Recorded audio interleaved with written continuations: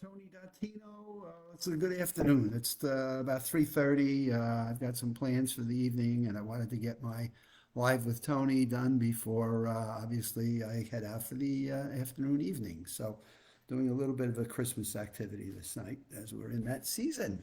So, good afternoon, and welcome to my Live with Tony. I am the founder of the USA Memory Championship and have studied the human mind for over 30 years now. My goodness, am I getting older? And look forward to sharing the different things that I'm learning and reading and studying and interactions that I have with people in my series of Live with Tony on Facebook and YouTube. So to that degree, again, as you know, I do lots of reading, subscribe to lots of different magazines, etc. And I'm currently taking the December 2021 Men's Health issue and pulling out a really fascinating article that explains so much that ties into our cognitive well-being and our mental health. And that is, what is your heart doing all day? So what is it doing, and what are the impacts of what goes on with our heart? And today's session is going to cover when you lift, run, and play. So what happens to your heart when you're running and the exercise of aerobic, and the importance of anaerobic and doing some exercising? And you know, in my broadcast, I've been reading articles that really define the importance to our mental and physical well-being of having aerobic activity and anaerobic activity. And the third piece that we're not talking about today is flexibility as well. But the first two we have talked about over and over again, and I find this article is just so fantastic about explaining the importance of both and what it does to our own physiology of our heart and our blood supplies that not only just go to our heart, but obviously it's being pumped into our brain. And as we talk about the importance of blood to our brain, where does the brain get its oxygen supply from, which is what it's essential to its thinking and its capacity of memory and mental fitness and well-being? And so how do we get this going and realize that our heart is the key engine that feeds the whole body system? It keeps us well and alive. So I wanted to talk to you about this piece here. It comes from the Massachusetts General Hospital. So we're going to continue on the Massachusetts General Hospital, and the doctor there that is responsible for cardiovascular performance. Cardiovascular performance. And any of us that go to the gym or go out walking at night or go out and do some running or do some weightlifting, I think these are some important elements that we really need to understand. So let's start with the fundamentals here. Increased demand is one reason why exercise is so darn good for your heart. Increased demand. Now, an increased demand, it covers two elements of the increase of demand. One is you are running, and so your aerobic is pushing more blood through. You got to get more things going. Your heart rate's going to go up in that regard. And therefore, what that is going to do is it's going to utilize our muscles, and we're going to be stretching and developing tiny tears. Now, this is interesting, right? Who thinks about this, right? We're going to exercise and we're going to run, and we're creating tiny tears in our heart, but they're like other muscles during training. And so what he talks about here is it stimulates the repair process. So as you're out running and you're creating these little tiny tears, that's not a bad thing, because it's like stressing your muscles the same way. These tiny tears of stressing build strength. It builds bigger hearts. So it talks about the importance of people who do running actually have bigger hearts, which give it more capacity and more abilities of keeping you alive, as well as feeding your mental thinking and your brain health. As I was running this morning, I was thinking of a couple of things that were going on that I need to come up with some solutions for. And as I'm running, I'm like, wow, my brain is just all lit up. So so here's my analysis of that. I'm pushing more oxygen into the brain, and bam, it got more creativity and thinking with a focus on specific issues. When I did the work for Homeland Security a number of years ago, I used to get up in the morning. We were on the Gulf of Mexico. I was in Brownsville, Texas, had a hotel on the Gulf. I'd run in the sand and along the waves of the Gulf of Mexico, and bam, I'd come back off of that trip, get to my room, shower down, and sit down and start writing notes on solutions. So we're pushing more blood into our through our heart, and it's building a bigger and stronger heart. So how it repairs itself and gets stronger hinges on the workouts. Endurance athletes and lifters look different in the sport like distance running. So distance running and the heart has a larger quantity of blood to keep up with the demand, so it dilates.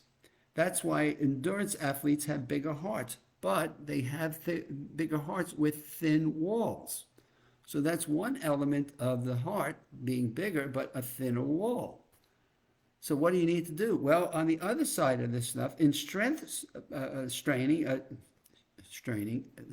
and training, like weightlifting, the heart doesn't have to pump as much blood, but it has to withstand a surge in blood pressure. So now think about it. When you're running, right, the blood flow is constant. Your legs, your muscles going and going and going, but you get tears and thinner walls. But when you're doing weightlifting, it doesn't have to withstand that surge in blood pressure. It has to withstand a surge in blood pressure for shorter periods of time.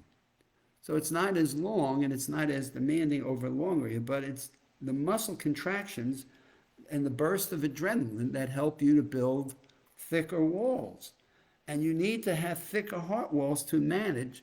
So that's what it builds. It's different from the unhealthy thickening of heart walls that happen with the form of heart disease.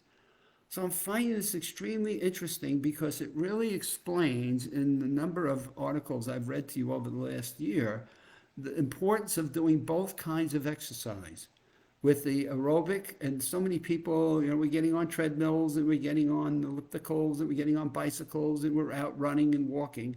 And that's the aerobic types of things that brings more oxygen up into your brain and really builds better brains. But it also is doing these little tears in your heart, making it a bigger heart, but in thinner walls. So you need to complement that. You need to complement that by doing some form of exercising that builds muscles. And there's so much research coming out on the importance of muscles, even for cancer patients now that are going for chemo. They're suggesting they do some muscle weightlifting. Not going to be bodybuilders. We're not going to the Olympics to compete in the 500-pound lifts and things of that sort.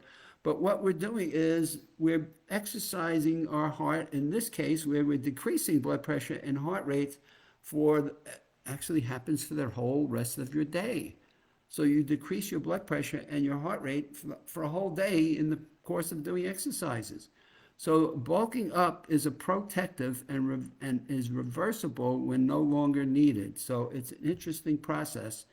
And the doc closes out here, says, your heart loves exercise so much that people who are physically active have a 20% lower risk of developing a cardiovascular disease than people who do no exercise at all. Now, why does that become relevant? Well, I don't want anybody getting heart attacks and cardiovascular disease, which is the cancer and cardiovascular disease are the two leading causes. Next to number 3 is, unfortunately, COVID. But the cardiovascular disease, or heart attacks and or cancer, are our first and second leading causes of death.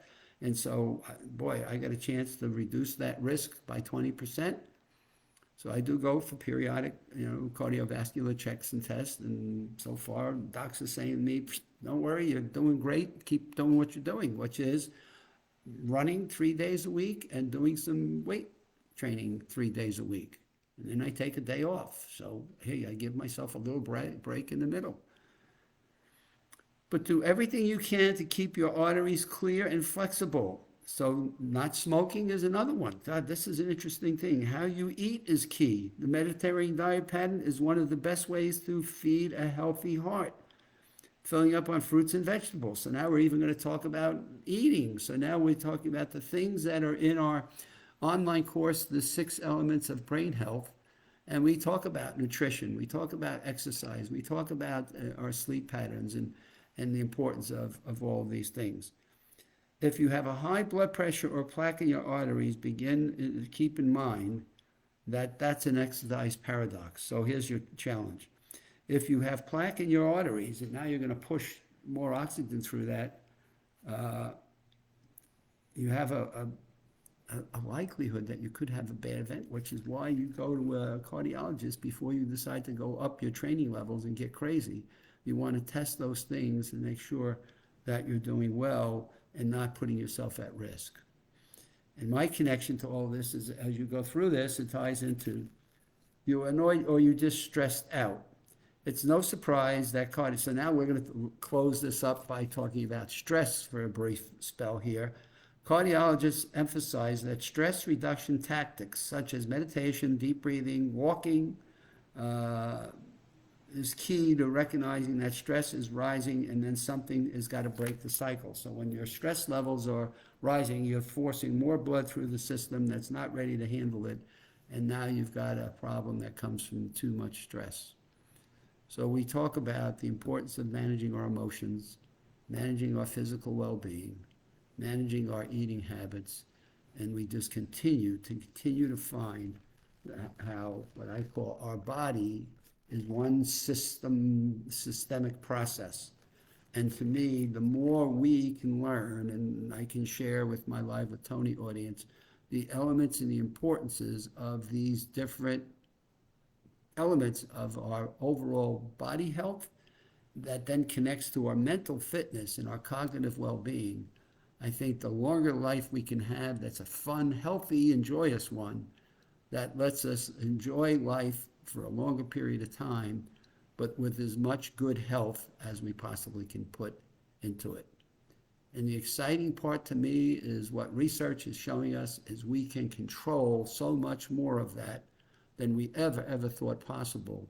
And that's the whole purpose of the USA Memory Championship that we just did in October, which is to share with people there is so much more we can do with our mental health and our cognitive fitness than we ever thought possible.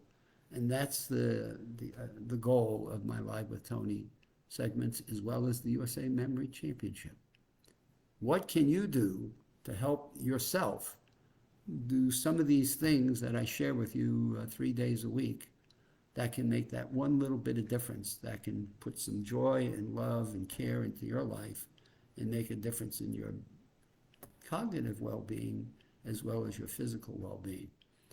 So that is my broadcast for today. This is My God Monday, and it's all about your heart, exercise, its impact to blood flows, how it goes into your brain, and how stress then has the impact on this.